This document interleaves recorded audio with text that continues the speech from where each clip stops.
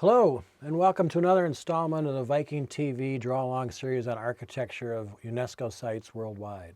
Today we're going to draw together St. Peter's in Rome, the Basilica built of St. Peter in the Vatican in the Renaissance style, more specifically Baroque. The series of architects is extraordinary, the site is extraordinary, its size is extraordinary, and we're going to try to take the size of that enormous dome there, the largest dome in Christendom, and put it on a two-dimensional piece of paper. And that we're going to do through the language of perspective. Viking.TV has posted a quick review of that because most people are exposed to perspective in grammar school and maybe forgotten it. In that case, I'd have you do that first, then come back to this file, and then we can draw together. But basically, we're going to review the points quickly as we draw this by saying that every drawing is going to have a horizon line to it, and we'll find that here. Number 2, all lines will vanish to vanishing points left and right to create the perspective, because even though we know things are parallel scientifically, in order to draw them on a two-dimensional plane, we have to lose one of those dimensions through this Renaissance system of drawing that was rediscovered in the Renaissance from classical antiquities, and employ those two principles together along with value. So a range of going from page white to the dark of the photograph where it shows us the appropriate values there. So this will be the view shed of how we see the Great Dome here. It's odd because there's so much great design on the site, and yet some of the design conflicts with earlier designs.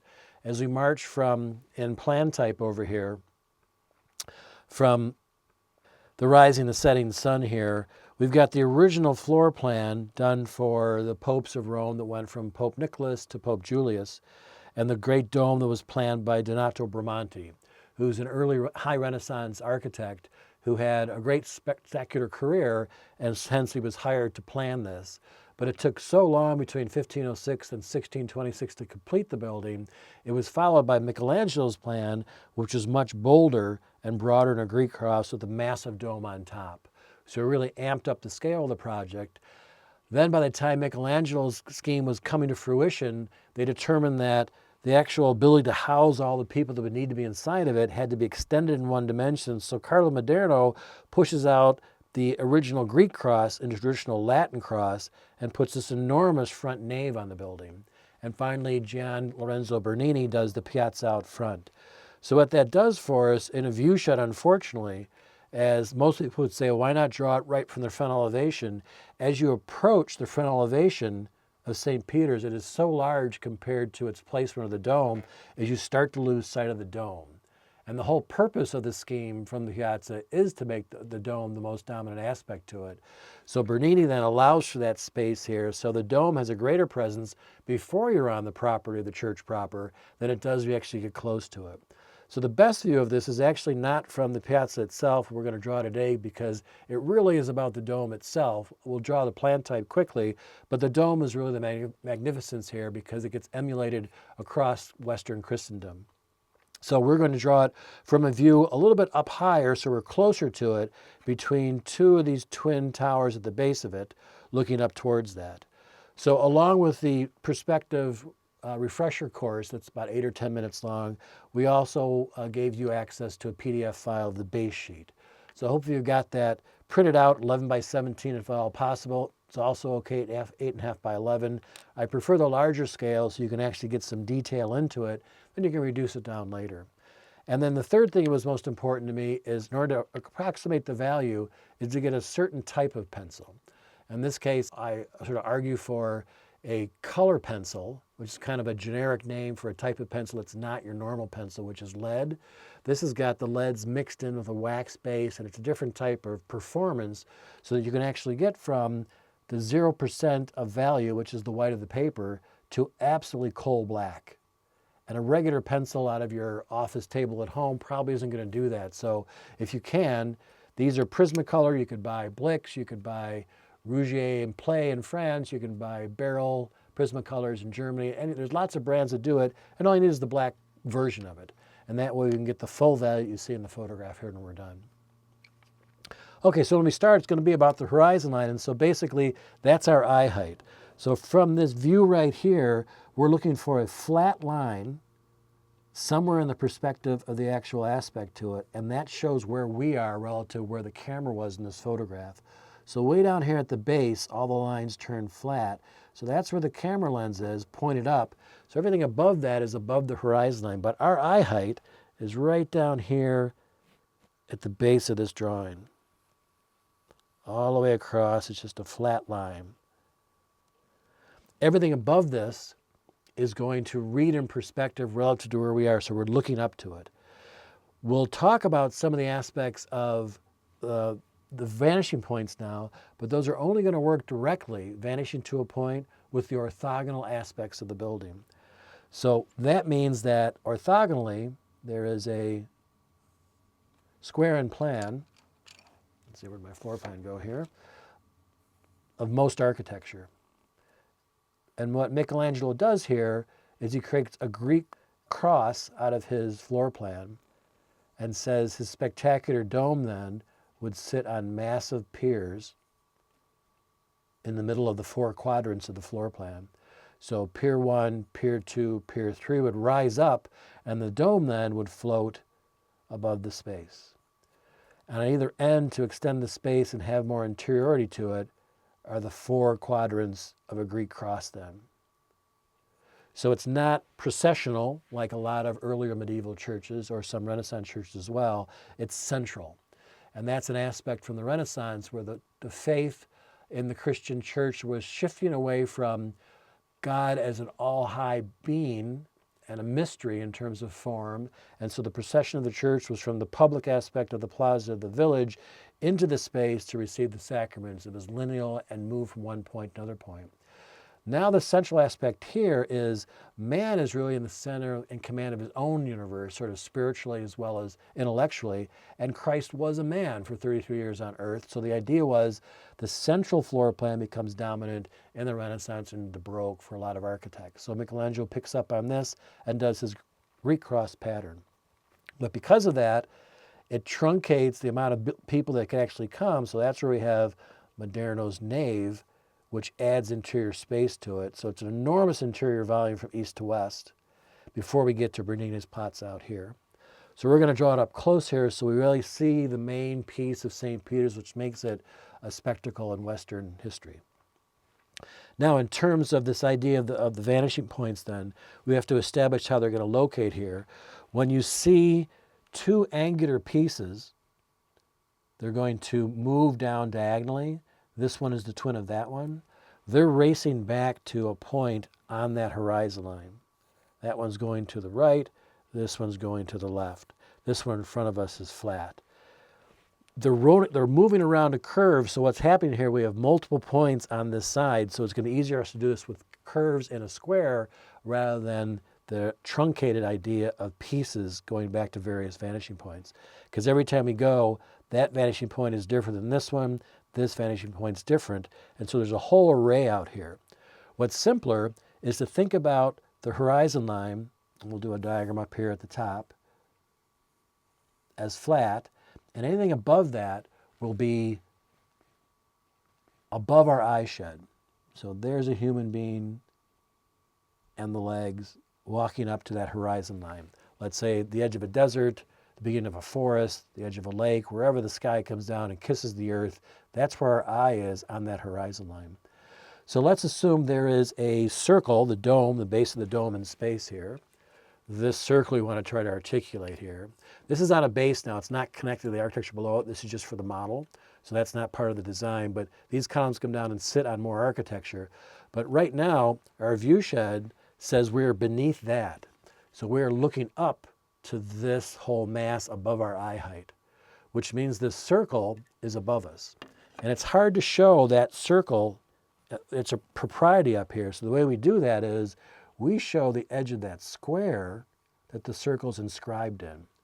So you see how that circle has 4 points that are within that square proper. So if we took a vanishing point right here, if we're looking right at that, and we vanish the edge of a square back to it, now we have a square in perspective floating above our eye height. And I'll gray that out for you real quick so you see that square. We also know if we bisect it twice, we can find a point, a midpoint, a midpoint, and a midpoint, which are the 4 points that the circle touches the square. So then the arc we're looking for to show the dome and its rotunda aspect to it is from this edge, the left edge, it arcs up tight and becomes flat, and then tightens up and comes around, and all of a sudden we can't see behind it because there's the drum of the dome itself. So you see that arc there? That's this arc right here, hypothetically, wrapping around. Now the one above it is further above, so we can create a space of the depth between there, and then that'll make that wrap down even tighter in terms of an arc. As we move up to this one then, that will be further than that, and so the circle itself is bowing back as it rises up. And then we finally get to the drum of the dome, and so we get above that. As it comes down to us, the base of this is closer to our eye level, so really close to us is a flatter circle that wraps around. So each one gets bolder and bolder in terms of its bowing out here to make us be underneath that dome. And that's how we're going to march along, create that sketch for this dome here by infilling these sort of baselines to make sure we have scale appropriate. Now, if part of the dome comes down and hits our eye height, that circle disappears and becomes a flat line. If for some reason that shaft on a different type of building now, because this won't be St. Peter's, is beneath our eye height, all of a sudden that arc flips and now it's beneath our eye height and does this. And if it comes down to a ground here, it could be broader and broader, so you could have a tower then with a dome on it, but the line of the circle just becomes squatter and squatter. It becomes a flat line that opens back up and does the opposite of this, coming to the top. So rather than go to key points, since the building's mostly circular up here, this building's actually easier to draw in a series of circular shapes. So here's the arc that we're going to do and pinch around, and it shows where the lines go here above those demarcation points in structure. Then above that there's another one, and what we want to do, it's always important with circles in space, is don't just show the front face of what you see like from here to here. We want to go all the way to the edge of it and then curl back and show something we actually can't see. I tell my students it's a fish hook. So when you come to the front, you come over here and then draw a fish hook back this way as if the circle's starting to come back. So this shows you some motion of a circle in space. This shows the circle actually moving back. So that distance is almost that distance, but it's oblique because it's in so much forced perspective. So the top of this is a circle that arcs like that. The top of the cupola up here, arcs back, and so forth as we get more and more severe away from the horizon line. Same is true for these little ones up front. The types of support domes are up here. This is getting close to the horizon line, so it's almost a flat line, but still doesn't know it's a circle rotunda. The one beneath it is actually on a type of movement of that pattern where it's going to come over and arc around here and then go over to this side. And in this case, it actually is more of a flat piece and then angles. So the actual shape here is less circular, and so we can use the diagonal there of vanishing points on either side. Up here, it's the top to the cupola, so the same thing. It's the arc of a circle, which wraps around and wraps around. So the key part to all these circles getting more and more provocative as they go away from the horizon line is we see more of the underside of that circle as it wraps around. And finally, at the top of this, it comes up to the cruciform shape. So there's two of these up front, which face the piazza. This is the western elevation, so we'll use the light from the west to light the dome. We get into value in a little bit. So for now, the horizon line still exists. The vanishing points in this type of sketch, when it's about circles, it's less important, but value is going to be equally important here as we move through the sketch.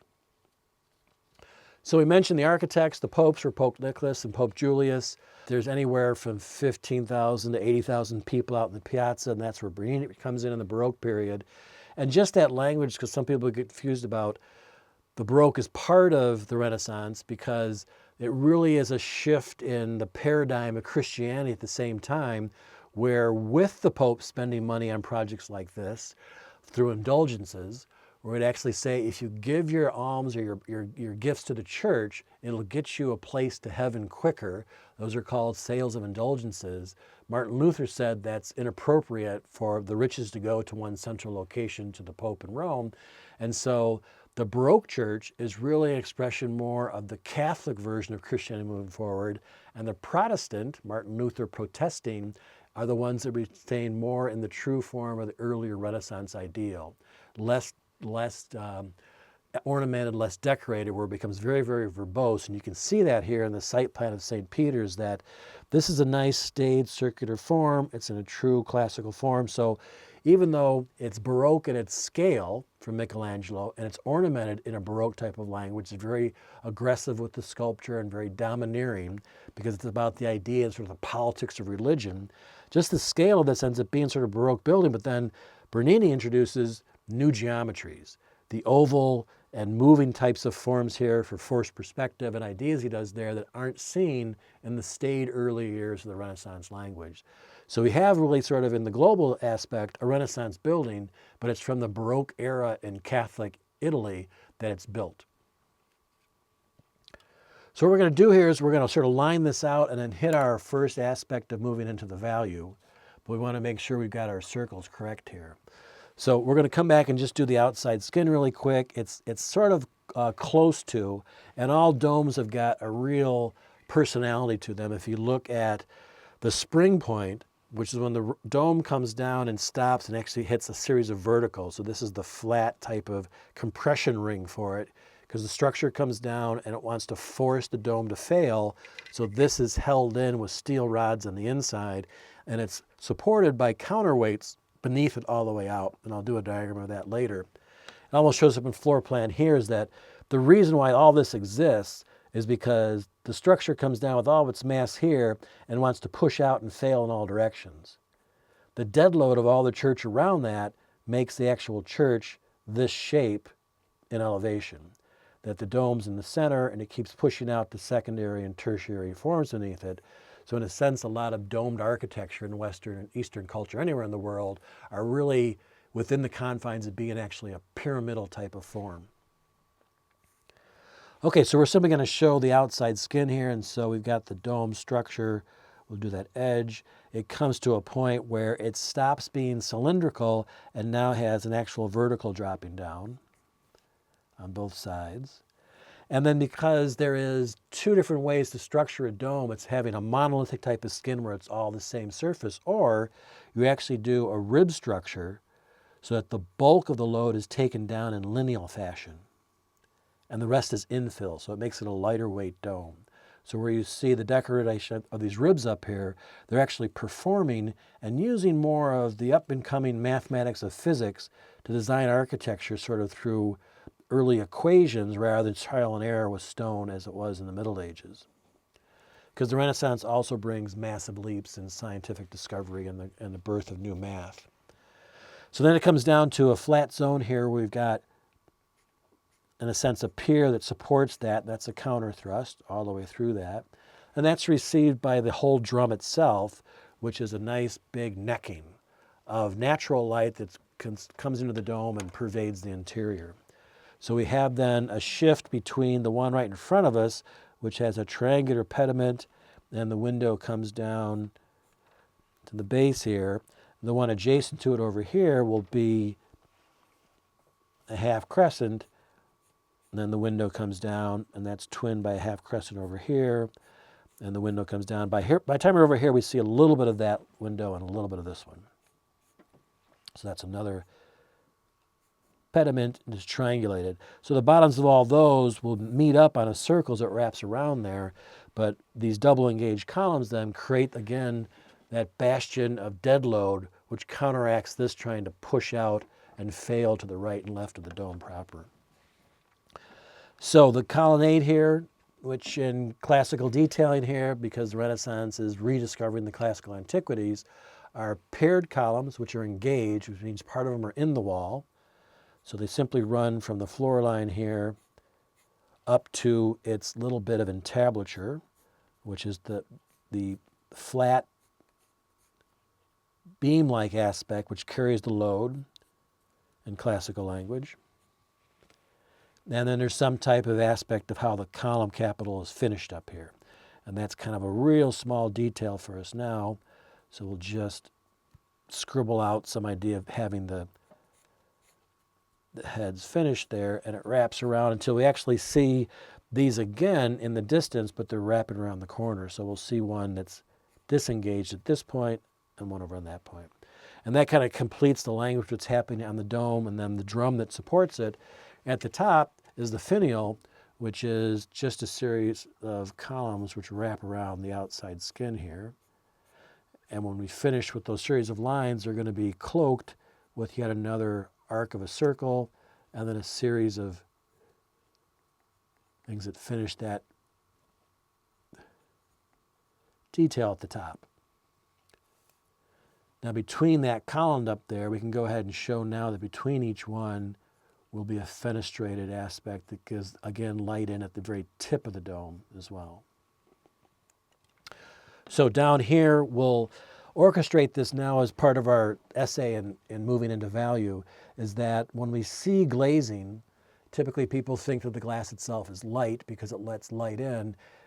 The sun is always 50-fold how bright interior lighting could possibly be. So whenever you see glass in architecture, typically it's one of the darkest spots in the building.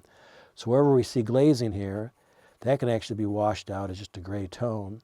Over here we see less of the actual glazing, so it'll start here and then end, and start there and end. And then we see very little over here as it wraps around because our view shed is cut off and truncated by the curve moving away from us.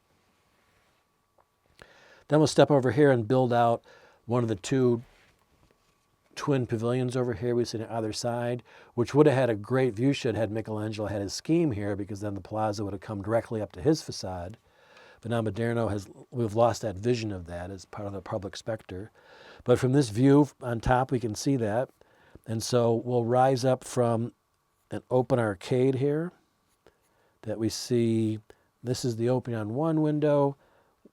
As it turns the corner here, there's a twin that opens up this way, but we see less of it, and there's one over on this side. Now, because this is front and center for us, we actually see the exact same arch on the other side of the dome looking out that way, and so we can draw that in too. And that comes down to a rail level right about here, and then turns back on its perspective and turns that way. So our goal is to make this the subject, have the subject have a support cast more in the foreground here on the left and a little small version of it there. Then the sketch will kind of trail out as we develop that. Julius is a bit of a megalomaniac in terms of trying to make this the most established piece of monumental architecture to house his enormous tomb and aggrandize himself at the popular imagination, so that he was always about pushing the architects to new heights, literally and figuratively, as well as the indulgences and the aspects of what the faith was going through at that time. So what we want to do here is kind of celebrate that idea of the crown jewel for that in scale, because even to this day, it still is the largest Christian building. It has lasted 500 years plus now as we kind of move through the centuries. So we're going to finish up some of the line work now, then we'll move to our next step of trying to increase the value across the scheme here. So we'll do the little base one here. It's got a little finial at the top and a little sense of, on the skin itself, because it's a small dome, you see the ribs coming down on the skin, on the lead coating skin there to give some texture to it.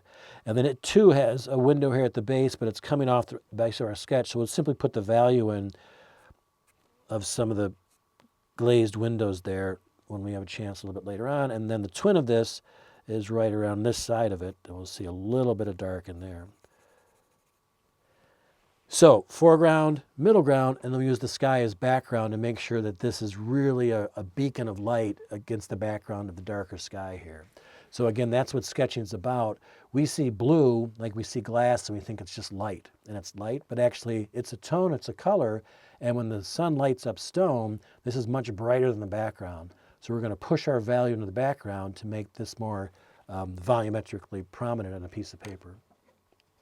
Okay, so here we move into the third stage here, which is probably the most important once you get the science of perspective here with the horizon line and vanishing points, is the way the human eye sees through value. So we're trying to create that, again, the illusion of 3 dimensions on a 2-dimensional sheet of paper, and we're going to do that through value.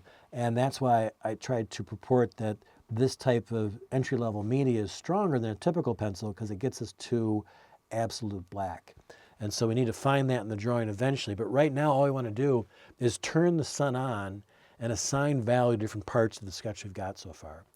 So right now, we're probably in our 20th minute of setting it up. And so if you wanted to stop now, you've got a quick sketch of St. Peter's.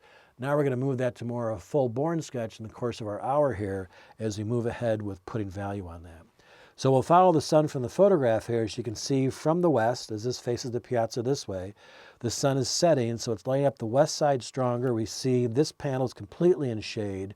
We're going to take that lead, and we're going to turn these 2 panels of St. Peter's Dome as well more in shade, and you can see the cast shadow by these as well on the right side. So wherever we see that value change, we're going to use that as a reference point to begin infill by washing now. Instead of using the point of the pencil, kind of use it on a real diagonal and just wash the tip so that eventually the tip kind of flattens out into an oval point rather than a point on the pencil. So all this over here becomes a grayed out area. There's a little glimpse of light that shows up on this arch that's receiving light from this side, so we'll keep that white there. But then this whole side over here to this point where it kind of eclipses the dome proper is grayed out. We have the underside, which receives no light at all, that's inside this module of a curvilinear form in front of the dome proper. And we have some cast shadow from this series of twin domes up front, twin columns up front. This rib up here on this actually casts a shadow on the dome proper. And then we have on its cupola up top, we can see the inside there and the underside of that dome right in front of us, a little sliver on this side. And then within this gray, we have a darker area. And so that idea of bringing dark, middle gray, and keeping white starts to establish this idea of value within the sketch. Let's do the same here. Like I mentioned, we're going to take these 2 panels and wash those out as being a bit darker than the rest. We'll leave this one bright because it might have some light come over and tick the actual raised rib itself, and then do a little bit of value change on the far right one. We'll do the same here where the right side has a value to it. The underside of the final ball at the top on the finial. And now as we sweep through here, we've got the left side of these paired columns which rise out. They cast a shadow onto the components adjacent to it. So on the right side of these 2, and the underside of the entablature, between the columns as well. And then here it becomes a broader and broader cast shadow. It casts right over the window itself, over to here, and then finally the entire panel is in shade on the eastern part of the church. So this comes down and celebrates on top of the twins. This piece has got a little tiny established architrave that pops out. So they're using the classical language to adorn the building because that's part of the Renaissance being Latin root rebirth. And the rebirth is of the classical orders from ancient Rome and ancient Greece. And those 2 will cast a shadow on the right side. And very quickly, if you don't know too much about the classical language, it really is us. So if we establish our little figurine here and draw them a little bit bigger, their head, their torso, and their legs is all proportional, divine, coming from the gods in terms of scale. No matter what religion, it's a system we all share internationally. And so the idea is, if you went back and decided what's the relationship between your overall height and then your overall structural width, your structural width then is at the base of your feet. So if you want to take a quick measurement to your middle toe, not your big toe and not your small toe, your pinky toe, but your middle toe, back to the edge of your heel, that dimension is x. Classical language and the idea of columns, the types of columns you see, is predicated on the idea that your width there of structure has a relationship to your overall height.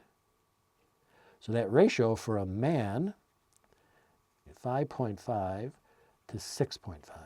Well, for a woman, more delicate, it's 6.5 to 7.5. And for the colossal, the Corinthian order, it could be from 7.5 all the way up to 9. And obviously there's a variance within that, but you'll find that people in your family, if they're feminine, will track toward a larger proportion than the males in your family. And so that kind of language then speaks to the type of system of columns, being the Doric order, the Ionic order, and the Corinthian order. In exuberant architecture, the Corinthian would be used more often. So in the papal state here, you wouldn't do something that's Doric and masculine and squatter. You do something more prosaic. So the language of the classical thing speaks about the intent and function of the building. So these come down, they sit and they rest on a base here, and that base also has a movement now. As it curls around the edge, we want to come back and swing it a little bit so we see the arc of that, and then has its projection that comes across here. Now this whole piece is nice because it's going to throw our shadow from the base here up and over and onto this kind of space of the building, so that this whole unit from here over has been gone from sun-bleached white as the day exasperates toward the west into a cast shadow from our front piece. So we're sort of staging the natural light the way we'd like to make more of an expression of the performance of the buildings on the site here. So we're going to drop that down in here too. We can look inside now this piece, and inside the glazing will show within the panels of the glass an interiority to it. Its necking will be darker on this side. And then its dome, which we're going to do here now, here, as well as this, is not as simple as a line that'll do that, because the dome's moving in not just east to west, it's curving east to west here. It's also curving top to bottom.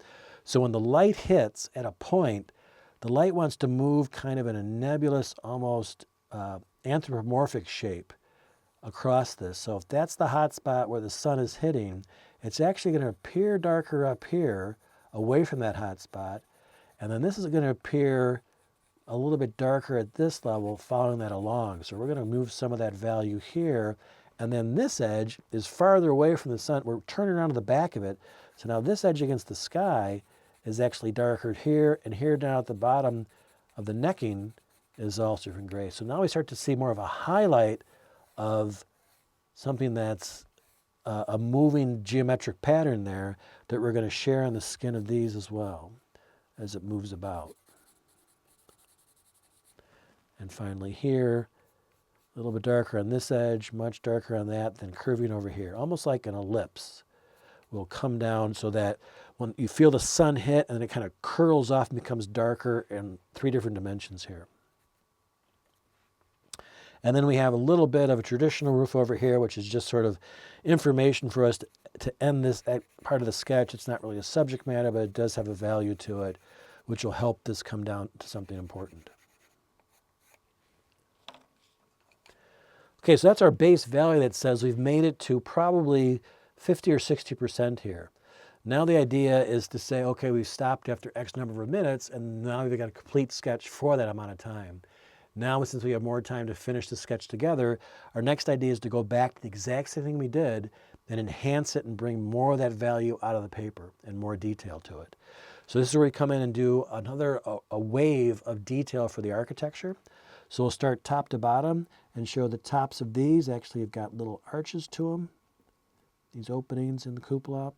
And then once we come from top to bottom, they're dark behind the glass, but they're darkest underside. So imagine this lip coming around, we complete that circle. Now it's darker under the belly of that cupola up there, and we'll see little slivers of the dark glass through it. So we can kind of make that look diaphanous rather than just the outside skin of it. Then we've got the qualities of the little eyelets, which let light into the dome proper. So there's glazing in those. We see more of the profile over here. And one over here. You can see they make an arc too as they get expressed. There's a smaller version of them at the top. And then when we come to this edge, we'll see the actual profile of one kicking out around the bend there. Okay, we'll enhance some of the structural information of that stonework as it comes up in the pieces to create that little cornice line there, and how these little piers are broken out in detail.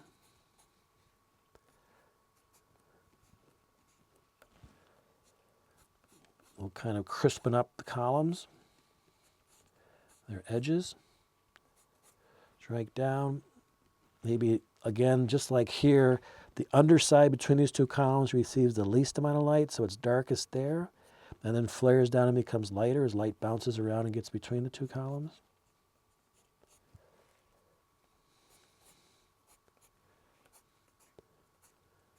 So we're building it all out.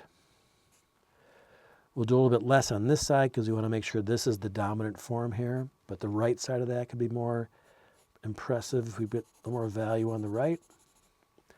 And then we'll come in and slip into the dark chamber on this side of it, and then darker on the top and lighter down below.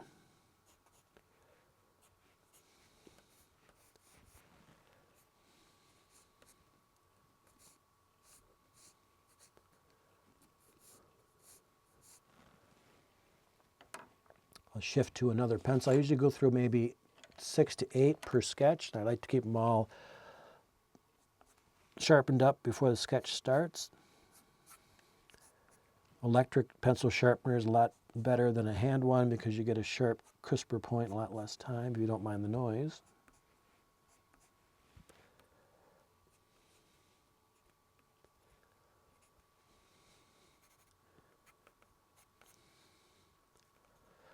Now within these shadows over here, we've got the same twin columns that wrap around here. So we're just going to hint a little bit at the idea that we know they're there, but we're not going to actually do too much accurate drawing for them. They're just like an idea for those. Because the crispest type of articulation will be on the dome proper. And then as this comes around the other side, this might be very bright next to where the shadow finally edges. When it gets cast from this on there, it's bright, but it's ripping around the other side here, so we actually have to fade it to a darker gray as it moves away from us. And then we'll come into our windows, and we know that they're pushed back and indented from the stone skin, so we see the underside of the lintel for all the windows. And then the left side is shown more here in terms of its depth, and then the right side here in terms of its depth. And each of the little classical toppings for the windows has got a shadow cast on them.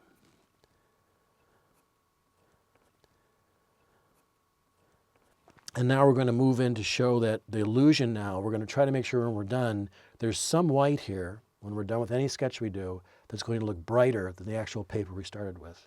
And that's going to be coming from the sky over here. So our goal now is to move on one of your more blunter pencils that's already got sort of an oval started, and come over here and just start to build out a wash of the tone that's going to be our sky blue in one direction, just a side stroke. It'll take us a minute to go through this, leaving your white areas adjacent to them.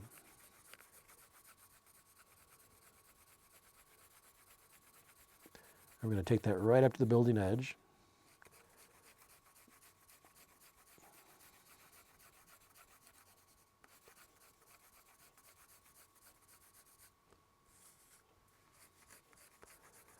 It can dissipate when we get to the top of the paper because we don't want to take the imagination of our viewer up to that edge too far. And then the key thing is we want to run it through to this side as well, and then we'll dissipate before we get to these little hand doodles on the right side.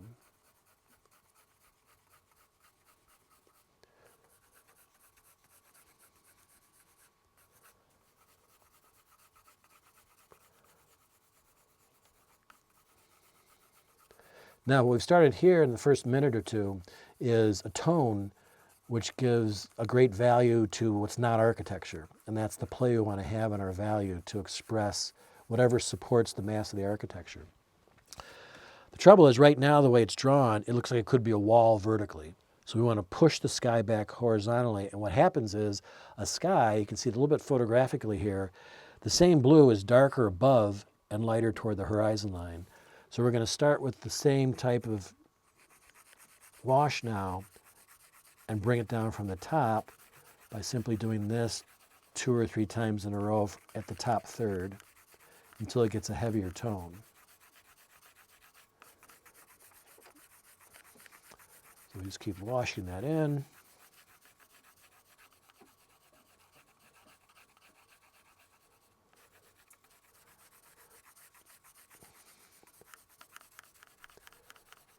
And that's basically because in the atmosphere we see horizontally, it lightens up the colors. And so the strongest blue you'll ever see is to walk outside and look straightly up, because that's the least amount of atmosphere you'll ever see right above you.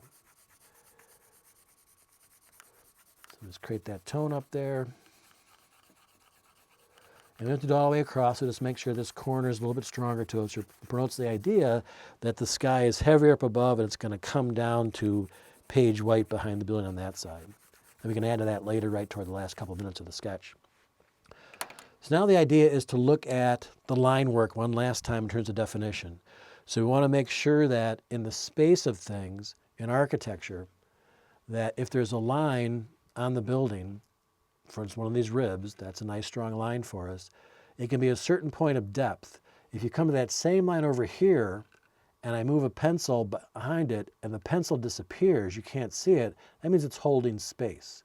So the edge condition lines are more important than the body condition lines.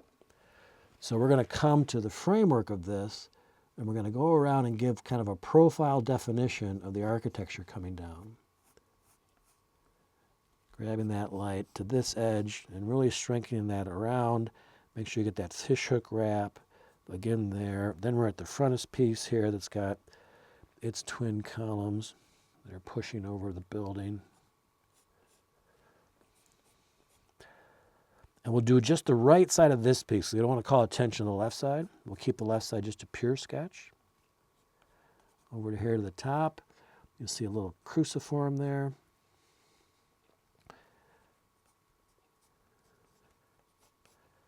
This edge is important because it's a profile piece from the foreground building to the one behind it. This one's important because it's got space. You could slide a pencil behind that. The opening of this arch is important on that side to get beyond that. And now the tops of all the lintels here for the double engaged columns hold space beyond them. This whole side does. Coming all the way down there. Get that little fish hook down, and then the edge of the profile of the columns in the distance.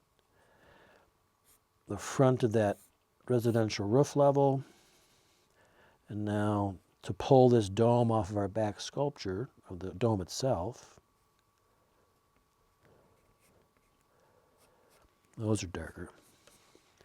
So now that sets up great strong lines to make the sketch read well, but the problem is, if you look at the photograph, you really see planes coming together, creating what appears to be a line. When that white meets that, it seems like that's a dark line there. It's not, it's just a value. So now we want to sort of make the lines disappear a bit by taking some of a normal value of blue here in the sky and pushing it by the language of gradation and pushing that depth of dark against the dome. So we're going to make a little movement of that blue changing in the sky for effect.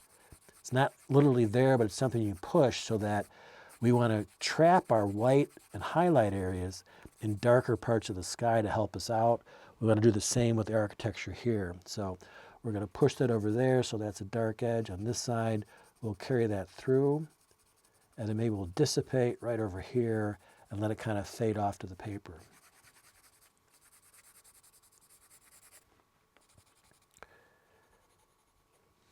So we're going to do the same now here, is we're going to take that and we're going to have it kind of structure some of the pattern for the windows here to give it more authenticity of some of the ironwork that's on the windows. Give some more human scale. And now we're going to do some more of the wash from the top to the bottom to make sure that we've got this idea of movement across the dome itself. So it's bright, darker there, becomes lighter, and then maybe darker on this side, a little bit darker at the top, and then crisper where that line is.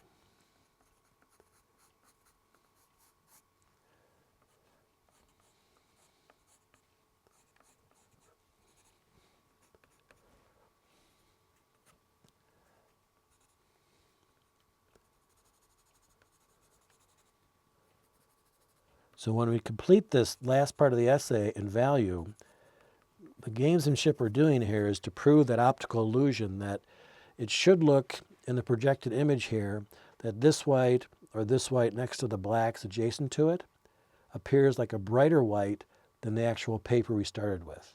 That somehow we've amplified the sun's condition on the skin of St. Peter's here. So come back and hit the underside of these cornice lines for the double engaged columns. Come back here, and now maybe with a very fine pencil, one of my last ones that's still sharp, I'll come back in and show some of the decorative ideas that the ribs themselves are ribbed, and they've got a little bit of detail on the skin of them. Just a hint of that.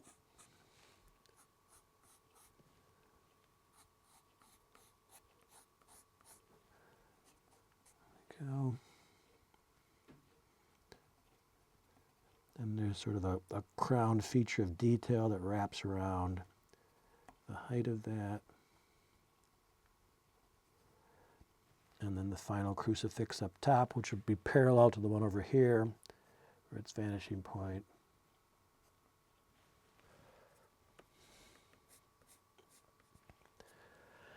Then now we'll push a little bit of the depth of the shadow adjacent to this, so we'll push that off. Darkest right where it hits the building first, and then fade out a little bit.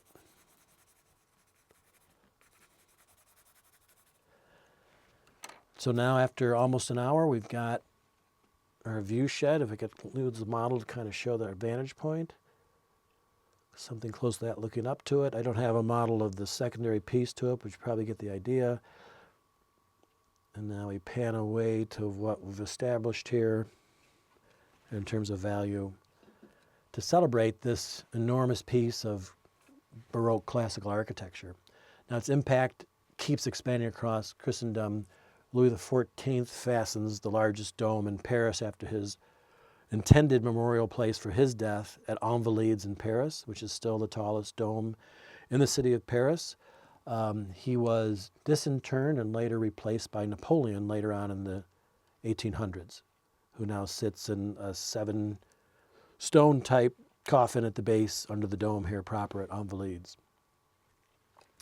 And then to show that even though we weren't a regal royalty-based society in the United States, we still adopted the feature of a massive dome to represent our type of government there. Be it not a religious structure, it certainly has the power of religion inherent in its structural mass here, associated with the great domes of Western society, as we're claiming our rights in Washington, D.C. So hopefully that was a nice venture here to step into Rome and learn about one of the great pieces of architecture in Western civilization, a quick review of perspective, as well as some ideas about architectural history. Join us again for another Draw Along session on Viking TV. Thank you.